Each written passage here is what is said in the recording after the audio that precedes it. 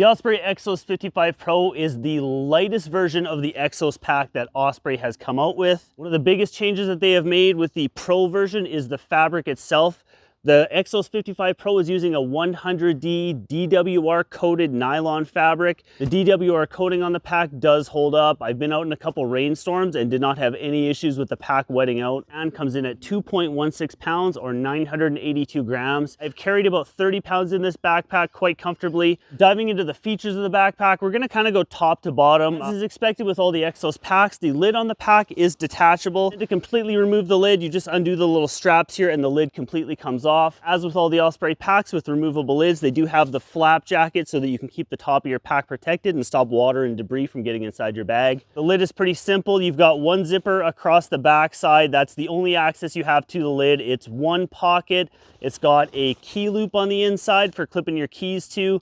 Carries about 9 liters of gear. On the top of the lid, you have a couple points of daisy chain webbing. One change that Osprey has made from previous Exos models is on the underside of the lid, you don't have a mesh pocket anymore. I like that, you know, just less fabric. I never actually use the pocket on the bottom of the lid of my old Exos pack, so ditching that, you know, gives you a little bit of weight savings. You'll see it's got the traditional drawstring closure you'll come to know from Osprey backpacks. It's just one giant pocket. It does have a sleeve down the back if you want to put a water bladder. It's got a clip for holding a water bladder as well as a port to route your tubing through if you decide to use a water bladder with the pack. You've got this red strap inside as well for cinching down gear. Going down the back of the pack, you've kind of got your usual, you know, stretchy pocket on the outside. I like this pocket more than my previous Exos model. I find the mesh is a little bit more stretchy on this one. You can cram a little bit more gear in here. You've got compression straps on the side of the pack. I've altered mine a little bit on the one side and taken the bottom one off. One thing I noticed with the side compression is it covers the side water bottle pockets.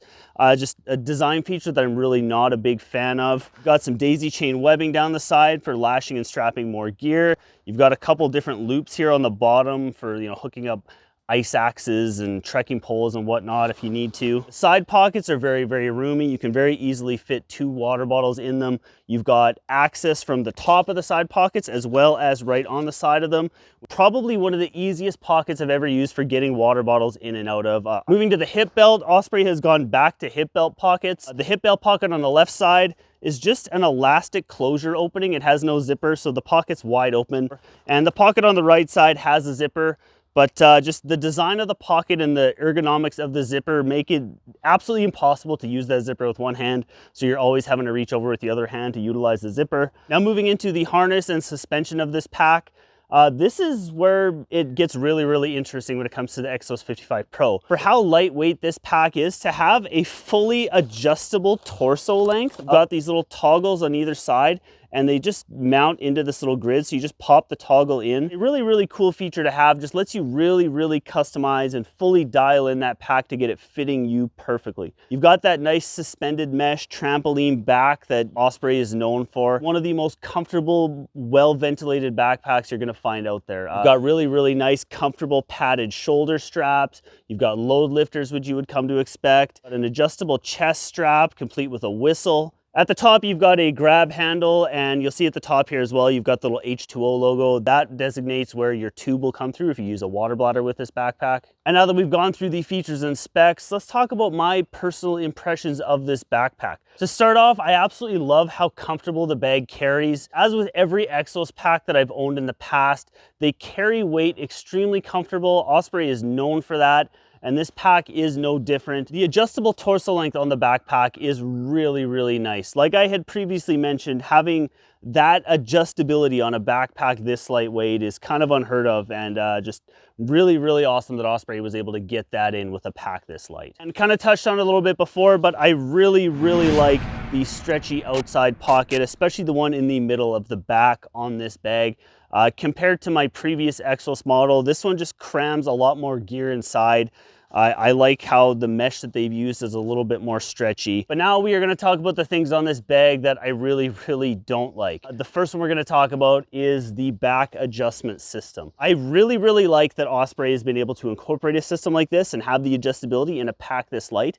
I don't like the system that they use though. I would say like 60 to 70% of the time I go to put the backpack on, you have to reset the back adjustment piece because the little toggles pop out. It's not the end of the world, but it's just kind of an annoyance. The side compression straps, I'm really not a fan of, especially the lower one. I really dislike how it goes over top of the side water bottle pockets.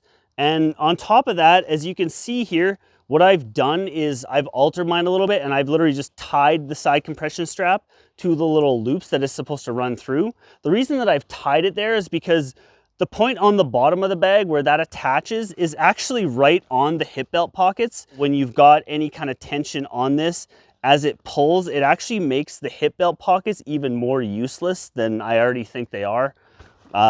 Going into that, I'm not a fan of hip belt pockets. I just think it's useless weight. I've never personally ever kept anything in a hip belt pocket. I don't like the little hook and toggle thing that they use to adjust the chest strap. Loops here, and then this toggle is supposed to go through that loop, and as it pulls back, that's what locks it in place. But I'm fortunate to have small, skinny fingers and be able to get my finger in there to maneuver and manipulate that thing through. But for somebody who had bigger hands and bigger fingers, this would be an absolute pain in the ass to do. I do worry a little bit over time when it comes to the durability of the pack. The fabric just feels very thin. When I first got the pack, honestly, I thought that the fabric felt super cheap. And I was honestly terrified the first trip I took this pack out on of any tree or anything I rubbed up against just completely shredding this thing.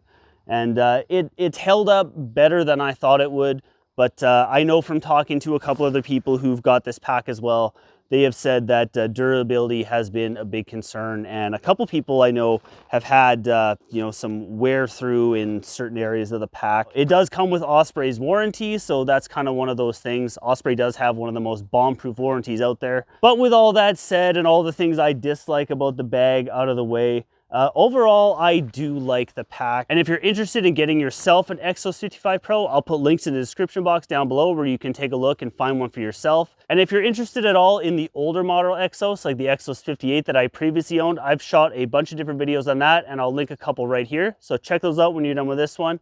And as always, guys, I am Matty. Thank you so much for watching, and I'll see you on the next one.